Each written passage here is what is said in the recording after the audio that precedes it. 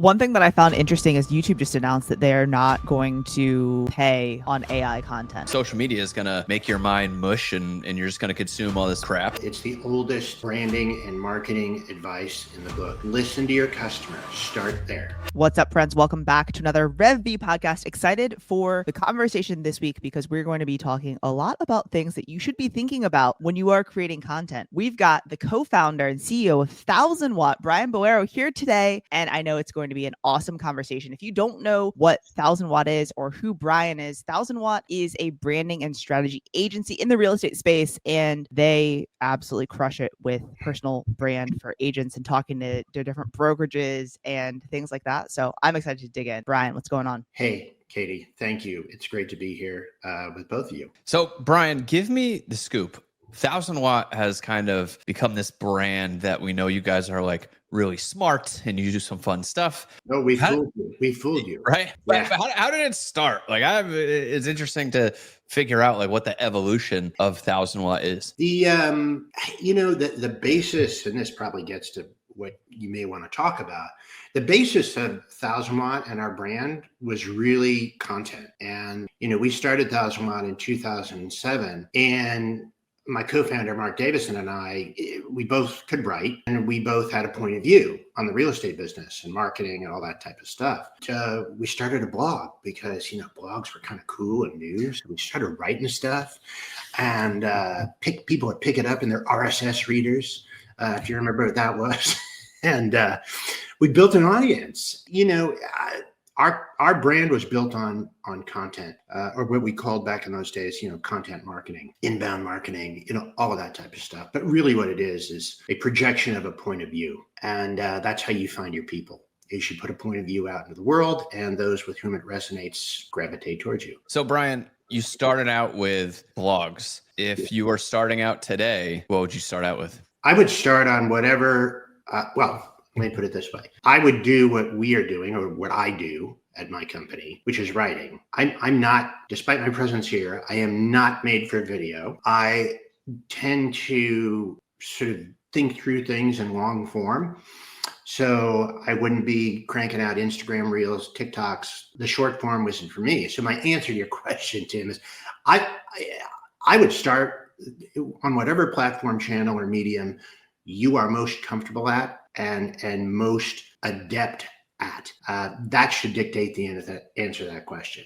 And I love that because so Katie and I, we have agents that are going to do announcement videos, right, for a brokerage change. That's a normal conversation that we have on a regular basis. And people come up with these video ideas that they want to do. And a lot of times I pause them and say, why don't you make this a written post? Why don't you make this a picture with a written post? Because you can control the message a lot better writing. Yeah. Like, it is a lot harder to put together a whole video to communicate a specific message. It's a lot of times easier to write a specific message, but I do think it matters how powerful the message is. I think a lot of the video content we make doesn't need to be as powerful, so you can get away with certain things. But if you really want to like get a point across, a lot of times it's easier to write it. So how do you see, because, we're Real Estate Video Blueprint, we're a video content focused thing, but I think there's a ton of value in writing. And so tell me more about your ability as a writer and how you leverage that to reach people. Writing is thinking. Okay. So video as a medium has many, many advantages, as you know, right? It allows our humanity to be manifest right there immediately in a way that writing isn't as immediately suitable to. It allows us to communicate vibe or authenticity or a sense of humanity and casualness that often are difficult to conjure when you're writing. But the process of writing forces you to think. Now, we have AI in the picture now. We could talk about that. But the process of writing forces you to think in a way, even though you may be working off a script, that video doesn't necessarily capture. So for us, thinking is writing. And so, we have a weekly newsletter. The dose goes out to lots of people, right? And every week we have to sit down and think about what we want to write. And in so doing, the act of writing, makes our thinking better. And it's sort of this virtuous loop. Well, and so I'd kind of like to dig into that a little bit on the AI side, right? Because it's like, I feel like now when you log on to people or when you get emails, right? Or you log into Facebook or social media, it's like all of the captions are looking more and more and more the same, right? Yeah. With the same buzzwords and keywords and things like that. And so like, before it'd be like everyone's content looks the same. Now it's like everyone's writing is looking the same, other than just saying, hey, don't let AI write your stuff. Like, how would you say agents can avoid sounding and looking like everyone else? Boy, that's the question of the hour, isn't it? Boy, I look, we use AI every single day at 1000 Watt. We use it to wrestle with ideas. We use it to vet strategies. We use it to test and expand and deepen our thinking. We do not use it to create writing. I say, AI generated copy is the margarine of marketing. We think it's a better alternative to what existed. It's easy, it's cheap, but in reality, it slowly kills us. Because if you are relying on AI to do your marketing, you're not only not thinking, but you are not differentiating probably effectively. You're not creating the original signal that really builds brands. And as you suggested, Katie, over time, like it all kind of homogenizes, it all kind of blurs together, right? Yeah. So you see the same captions, you see the same writing structure on LinkedIn, like it's all there. And I kind of have this, fake crazy theory that like within 2 or 3 years, all of real estate agent marketing is going to be sort of collapsed into one digital avatar. So we have one vaguely alien looking person on all the channels talking about the real estate thing. And it all is just this collapsed into one person, because that's the tendency of AI. It makes everybody the same, when marketing and brand building is about creating difference and distance. Or the thing that makes me laugh about AI is we do a lot of calls, a lot of trainings. We're talking to agents all the time. And a lot of our agents are outsourcing the very thing that makes them unique and makes them, relevant. And I just vividly remember being on a call set, talking about how you have to make content that's relevant to the people that you're trying to target. Like, what is relevant to the people that you're trying to target? And I remember somebody saying, ooh, that's a good question for AI. And in my head, it's like, if we're going to outsource understanding your client and your consumer that you're trying to reach, it's like, why do you need to even be around, right? If you're going to outsource every creative thought and every crucial conversation, then what is left for you? And I think that, yeah, this reliance on AI is going to make things interesting over the next couple of years. I agree. It is. We're all just, we're all trying to figure it out. And we're all trying to find the balance between what you're talking about, Tim, which is we forfeit that which is most valuable, while also leveraging it to, scale ourselves and to do more better work, serving clients, or in our business, serving our clients, right? So we're right in the middle of it right now, trying to work it all out. I just remember when I was a kid, I had to remember how to get somewhere. I had to memorize a bunch of people's phone numbers, right? Like I had these things in my mind that made my mind work. Yes. And now I don't have to do those. So now we've got like more of our mental real estate is empty. And what do we choose? Right. I don't have to memorize phone numbers anymore. Right. That's like parts of my mind that can be used for other things. But what are they being used for? And we've seen just vast people just not going in great places with whatever mental real estate was freed up. And I see this mental real estate about to get freed up again, because I don't have to think critically for ideas. I can just ask ChatGPT for ideas. I don't have to think critically about writing, because I can have ChatGPT write for me. And what's going to happen to the mind muscle? Where the mind muscle is going to be exercised or not exercised.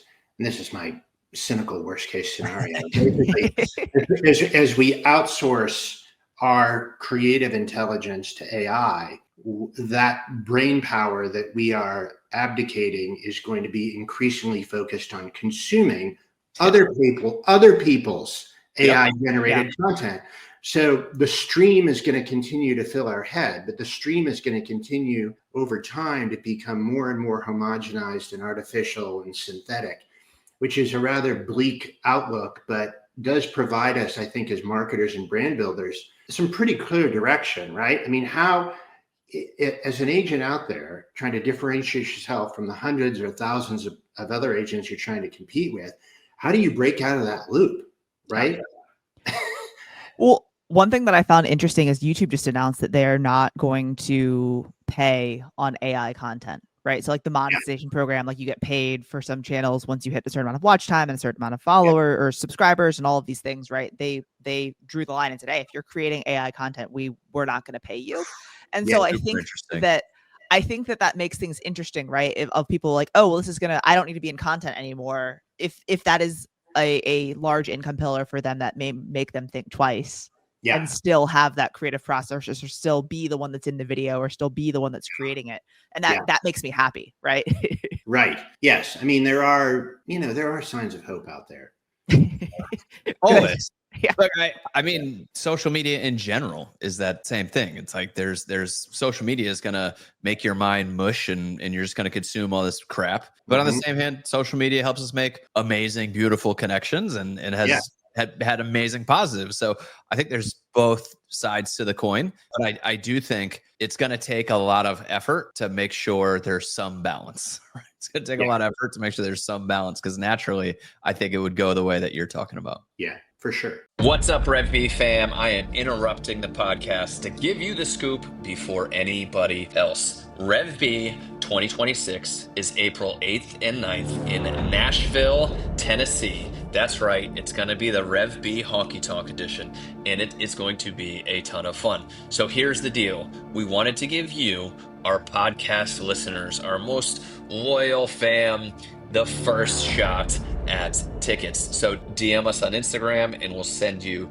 the link. There's a certain amount of early bird tickets that are going to be for sale, and we're giving you the heads up a couple days before we tell everybody else. Just as a thank you, because we appreciate you listening to us every week. We appreciate your engagement, and we can't wait to see you in Nashville. For sure. All right, Katie, we should probably dive into some tactic stuff. Well, and let's shift gears a little bit. I'm like, we could talk about the, we can philosophize, the dark side of AI, but I mean, and you know me, Tim, I called you the other day. I was like, we're all getting stupid. So I feel it, Brian. But I want to kind of switch gears because I know that 1000 Watt and y'all have worked with like so many of well-known brands in real estate. And so what do you think, both for like large brands and corporations, and then real estate agents as just an individual agent, what do you think that the strongest brands do differently? They listen to their customer, period. That really is that simple. It's the oldest branding and marketing advice in the book.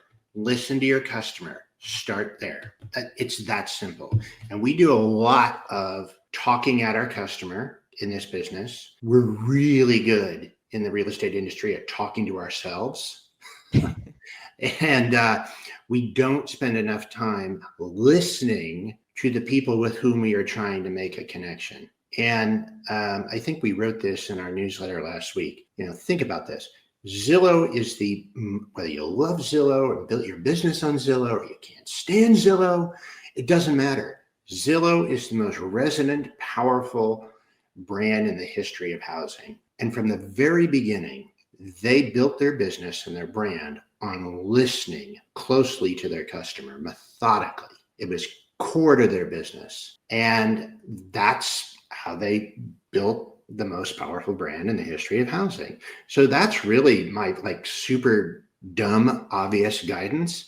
And the interesting thing about this is if you listen to your customer, they will tell you what your marketing should be. They will tell you what your marketing should be. So if you're wondering, well, what do I do this week? I got to post on social. I got to do all these things. I got to, I got to drop a new piece of direct mail. Like, what should my marketing be? Your customer, if you listen to them, will tell you what your marketing should be. Well, Brian, I think you said that, so much of the industry is talking at people instead of talking with them. I think something along those lines. And I'm nodding my head because I see it all the time. And Katie knows most of our events, the first half of it is just trying to bang people up against the head with stop talking at your audience.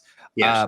I do think when a real estate agent gets their license and they start taking these classes, all these classes pretty much say you are there to be the savior of the public who has no idea what they're doing in real estate, and you're going to protect them and everything else.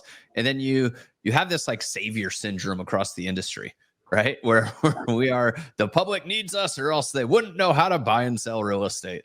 How do we combat that? Because that is where the disconnect is, right? The consumer doesn't trust us. They don't view us as this amazing thing that saves them from real estate peril. They just look at us as real estate agents. So how do we work that into what we're doing in our messaging? Yeah, well, that last year was the year when, every real estate agent in America, particularly those who worked on the buy side, was supposed to rediscover and re-articulate their value proposition, right? How many times did we hear that last year? And the reality is we never did a good job at that. We still don't do a good job at that. We do a lot of research at 1000WATT with consumers. And what strikes us again and again is just how little consumers know about or what makes a good real estate agent good, and conversely, what makes a bad real estate agent bad, right? So we're out there doing our marketing thing, and we're talking about success, or we're trying to establish ourselves as neighborhood experts. We're talking about data. These are all perfectly good things, but what we're missing is the basic fact that people don't understand what makes you valuable. You just don't. So Tim, you said, we're the people who are supposed to save consumers from peril and all of that. But there's an element of truth to that. And folks just don't realize what makes a real estate agent a real estate agent. We completely dropped the ball on explaining ourselves to the world. And even after last year, we're still dropping the ball. Yeah. I feel like it's a really good segue to talk about y'all's membership. Pitch, Brian. Yeah. So pitch me here. You guys relaunched or are in the process of relaunching your membership. And so just sidebar, like I know in getting weekly emails and reading like your website and newsletter and blogs and just like you speaking at different places, like the consumer surveys that y'all do are so helpful and just help me to think in a different way, right? Because you get into your own bubble, you get into your own thought process, and it's like then I see these things, I'm like, oh shit, this is actually what people care about and what people are thinking about, right? And so tell me a little bit about y'all's membership. So basically what we do is we listen to your customer for you. Since you're not doing it.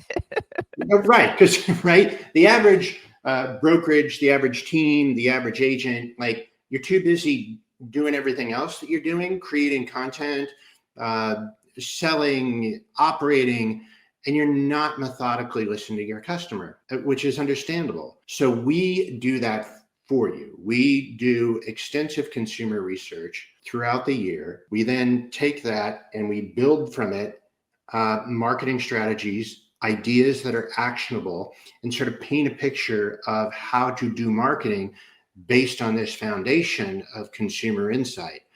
And it's really that simple. So the idea is you're never left to think, what should I be doing for marketing this week or this month or this year? How do I create difference? It's all rooted in listening intently to your prospective customer. So that's the idea behind it. And really, we just, every single week here, we surface a new insight that is both obvious and revelatory and sparks like so many ideas here. And, I can give you some examples of that because I want to give specifics. We'd love it, Brian. Let's go. Yeah. So we, 2 weeks ago, released a nationwide study of recent sellers. And we said, let's just ask them a bunch of sort of emotional things, right? We all kind of get that everybody wants to sell for the highest price in the shortest amount of time. Let's sort of get at the emotional territory of what a seller goes through and what they worry about, what they really carry with them through the transaction process. And so one of the questions we asked was, hey, where in your journey, these are recent sellers, did you feel the most stress? And the number one answer to that by a significant margin was the stress of negotiation. Okay. So not dealing with open houses, not figuring out the price, not picking an agent. It was the process of having a buyer ask you for something, or maybe call your baby ugly, your house, right? And say it's not worth what you thought, or your foundation shot and I need a credit for that. That is what caused people the most stress. So if you know that, if your customer is telling you that, then how can you create a marketing execution and a marketing campaign or a whole marketing strategy around that insight. And so we're sort of building out this notion of speaking to prospective sellers around the notion that we are here to help you deal with the messiness of negotiation in your home sale, and actually get into the nitty-gritty of that and say, this is likely to happen. It's likely to make you feel stressed out and crappy. And here's how we're prepared to help you navigate that to a successful outcome. I mean, and that makes, as soon as you said that, that makes so much sense, right? Because it's like, that's the time when you're working with the client that they're like, God, if this all falls apart, then all of our plans and everything that we've set up for this to work, like, just goes away. Right? Absolutely. Absolutely. So, it's identifying those moments of particularly emotional potency. Mm-hmm. What does my prospective client want most? What do they fear most? At what moments in that process that you take them through do they feel most acutely the need for a real estate practitioner's help? So to me, it's like, in my head, the content is negotiations can be one of the most stressful parts of a transaction when you're selling your home. Yes. And I like to, it's like we have to make the client feel seen and heard, right? And when they feel seen and heard, they feel connection to you, and then they want to do business with you. And I say that because, like we talked about before, the standard real estate agent thing is to say, I'm an expert negotiator. Mm-hmm. Instead of saying the most stressful part of a transaction is the negotiation, where the person says, oh yeah, no, it's stressful. That's an emotional connection. Instead of saying, I'm a great negotiator, hire me for my negotiating skills, right? But that's like the normal way to talk about it. Tim, you absolutely nailed it. And you're so right. The way no, I'm not just saying that. And you hit upon the key thing. The best way to create connection and the best way to, over time, build a brand is to recognize and acknowledge the emotional reality of your audience and your customer. So to say, yeah, you're going to kind of put yourself out there by listing your home for sale, and some people are going to call your baby ugly, and it's hard. Let me tell you, first of all, that I know that and I see that. Okay. So if you acknowledge the emotional reality that your prospective customer has within themselves, to boil it down to the buzzword that we've been talking about for the last 10 years, that's empathy, and it creates connection. And then your job, once connection is made, to not just say, like you said, that I'm the great negotiator, but show them how and paint that picture in detail. We never go into great enough detail. So like an example, and you could write this, you could do a video, whatever it is. Talk about an experience your clients had where you took them through a gnarly negotiation and back and forth, and the deal was teetering, on the razor's edge. And this is how I navigated people to a successful outcome. That's showing people how you do this thing that you claim to do. Well, and I think about it through two angles. So one, connecting emotionally, I love that, because you have to do that before you do anything else. We just want to get to the part that we want to tell people without getting that emotional connection first. And then we wonder why nobody gets the message. But the second part is I think about two angles. Maybe there's a third, fourth, and fifth. One is the storytelling, right? The storytelling is great. And then the other one is to tell people exactly how they can do it without saying, this is how I do it. And so it's like, hey, negotiation is the most stressful and emotionally challenging part of a transaction. Yeah. Here's 5 things that I found help out a bunch. And it's like, I talk a lot about this with my friends that are pretty successful. It's like, they tell how to do everything. They give it all away for free, and they tell everybody how to do everything, and everybody calls them for them to want to do it for them. So it's like, the more you can give people great advice on negotiation without teeing yourself up as like, this is our 5-point negotiation system that we use here at the Macy team. Instead, it's just like, this is how you can do it without selling yourself. Because that's the thing too, is in today's world, we're just being sold all the time. And you can have this authentic piece of content where you're like, hey, you connected emotionally, you gave some great little tidbit or advice, and then sometimes you just suck all of the authenticity out of it by making a sales pitch. And so I don't know how you get that. Absolutely. And, I mean, there's so many examples of this. We did a study of baby boomers, potential downsizes, right? This is a demo that like this huge market opportunity, right? To sell these homes, but they're kind of frozen up. These folks are locked, and we're like, okay, how do we approach marketing to these folks? And so we said, well, what's holding you back? And okay, finding another house, blah, blah, blah. Number one thing by far, dealing with all my stuff. Okay. Yeah. I'm paralyzed because I have a lifetime's worth of stuff in my house and I know I need to downsize. I want to move to be close to my family, but I can't get past that hurdle. Okay. So your customer told you right there what your marketing should be. So we create a bunch of mock-up ads and headlines aimed at that, right? Feel paralyzed by a lifetime's worth of stuff? We can help you sort through it and move on. Like, this isn't rocket science, right? It's like marketing 101, but we seem to have forgotten this, to a significant extent over time.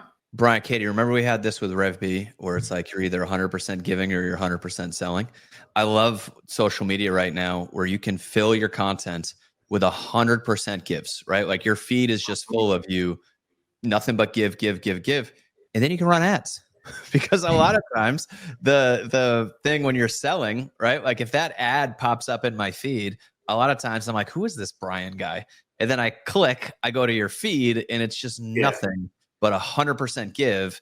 And then you can sell people on ads. But I think we try to mix the two sometimes in ways and it doesn't always go well. Yeah.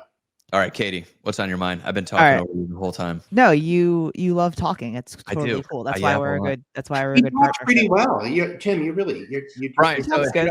You talk the good. Culture here is everybody gives me crap, so Katie laughs every time you give me a compliment. Yeah, in a good way, in a lighthearted way. I'm not going to give you any crap. We don't know each other. Don't. It's only been 28 minutes, Brian. Don't make any big statements just yet. At minute 29, you may feel a different way, and we don't want to. We don't want to put you on one side of the line or the other. So, don't want to box you in, Brian. All right. I kind of want to shift gears a little bit, right? Like we talked about AI, we talked about branding. Kind of switching into the marketing. Since Tim, this is a good segue from what you just said. So, what do you feel like is something in marketing today that agents are beating to death, or that agents should leave behind, that they need to move on from? Oh gosh. Hot take. There are many things. What I move on from, I think any discussion of mortgage interest rates is a straight up loser and has been for a long time. And some agents don't want to let go of that bone, right? We've been waiting for rates to fall for 3 years now. When they finally did pull back a little bit last year, everybody freaked out, and I saw a gazillion, shorts of agents talking about now's the time to get back in. Then rates went back up, and everybody looked like a clown. I would just, case in point, date the rate, marry the house. Everybody was saying that came back to haunt them. I would leave it alone, right? Mortgage rates are going to be mortgage rates. Don't try to forecast or anticipate or get ahead of yourselves. It's going to happen when it's going to happen. That's one example. Yeah. I'm glad the date the rate, marry the house fad is gone. I got to say though, at least our circle, I saw most people giving that plenty of a hard time. I don't think we had a ton of marry the house, date the rate. Not a ton. Yeah, no. But I do think in general, you're right. I do think it loses trust in the long run. I mean, it gets you a little bit of conversation in the short run, but I think in the long term, you lose trust when you make a big prediction and you miss. Oh, you're setting yourself up to be wrong. Yeah. Everybody's been wrong. And you see the agents that it's always a good time to buy or sell, right? Like I think especially now, having the conversations with your clients on why it may not be a good time to buy, why it may make sense to rent for another year or two, why it may make sense to A or B, right? Like I had a conversation with one of our friends in California. He's like, I could buy a house for $15,000 a month or rent something for $8,000. Like, does it really make sense for me to do that right now? And so they sold their house, got out all of their equity, and they're just kind of like waiting for something right now, right?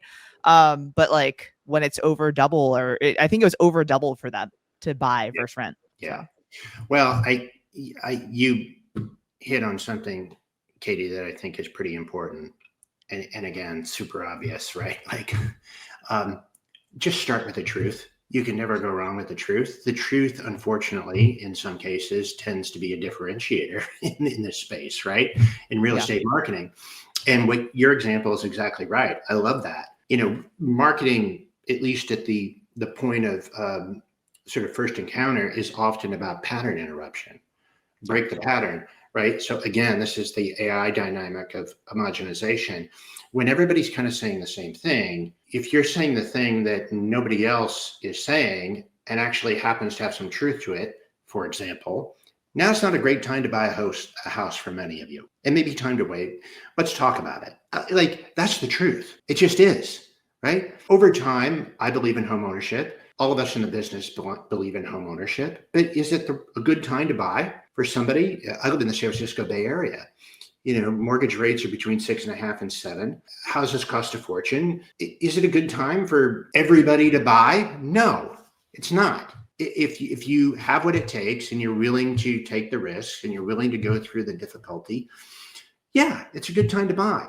For some of you, it's not. So let's talk about it. So we were just on another call and we were talking about what your unique value proposition is, or what who your client avatar is, and getting that defined. Because I do think as agents, we're out there trying to get all of the business, right? We want all of it. And we don't always get as much of it as we want. And I don't think many of us have a clear message to the world who we're for. Like, Katie Day is an agent and she's for fill in the blank, right? Like that's who she's for. That's a tough thing to do, I think, for a lot of agents. And, your guys' position, working through brand and all that other fun stuff. Like, what would you say to agents when it comes to defining their message and like really reaching people and being able to say who they're for? Mm-hmm. Well, I would first acknowledge the reality of what you were saying, Tim, which is particularly in market conditions like this, when we're looking at another 4 million resale home sales this year, and like 1.4 million agents still in the business. Like, it's thin out there and a lot of agents are struggling. And the defining characteristic of the industry right now is scarcity. There are too many mouths to feed and not enough food. So to tell somebody that you need to focus and narrow is a tall order. And as an agent or a team lead, to resist the temptation to cast your net as wide as possible is ever present, because survival sometimes depends on it. All that said, the key to long-term success and brand building is to do exactly what you've said. So finding out who you're for is really, really important. And, we define it in terms of, or articulate it in terms of brand targets. Who's your primary brand target? Who's your secondary, tertiary brand target? And that should be your guiding light. You should be listening to them very closely. And you need to identify your differentiated value and then map it to those brand targets. And once you get those sort of aligned, that's where you start getting into growth mode. It's like product market fit, but like service market fit, because that's the connection you want. But it's really hard not to grab over here and say, I'll take this deal over here, or I'm going to start working with these people over here because, they're the thing of the moment. It's really hard. I agree. Well, yeah. I mean, and I think that like oftentimes we will define our target audience as something that's a very small niche, but like that doesn't mean you can't help other people as well. Right. And that's where I think a lot of people get that. So it's like, if you go through the exercise that you just mentioned, you do have the secondary and tertiary people that you may, or markets or whatever that looks like. But like, that doesn't mean you say no to everyone else. It just means that your messaging is for these groups. That's right. I think too, when you go all in on speaking to a certain audience and being for a certain audience and really you actually do better in reaching those secondary, tertiary markets of people. And again, because I think I may say, hey, I'm really for, families that want to build wealth through real estate and get ahead, who may be behind right now. I'm going to speak to that person who's got 3 kids and they haven't been able to save as much. And now they want to I make all that in my mind. That's my primary target. But when I do focus that much on my primary target, it's pretty crazy how much other people that are outside of that identify, because a person that is focused with their content, a person that's focused with their message attracts all sorts of people. Yeah, that's exactly right. And focus and knowing who you're for facilitates differentiation, because to your point, you are focused on saying a specific thing to a specific avatar profile target, right? And that allows you to not just dissolve into that sort of massive blah marketing that's out there. I love it. All right, Brian, one last pitch, man. What do you guys got going on that we can buy from you or sign up for? What do we got? Well, y'all have. I have this great set of steak knives down here. Yeah, nice. They can cut through anything. Easy But payments. Yeah.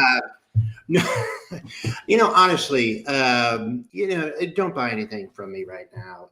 Sign up for our weekly newsletter, The Dose. It goes out every Tuesday. It's free. It's a little bit of industry stuff, but mostly sort of inspiration, creative inspiration, brand thinking, marketing thinking. And we sprinkle a little bit of our consumer research in there. So it's The Dose. Just go to our website, 1000WATT, 1000WATT.net and get it. It's free. I'm entering my email right now.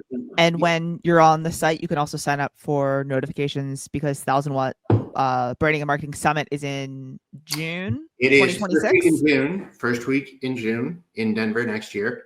Our Brand and Marketing Summit, which is 2 jam-packed days with like 800 people talking about this cool strategic stuff. I love it. I just signed up for The Dose. Right on.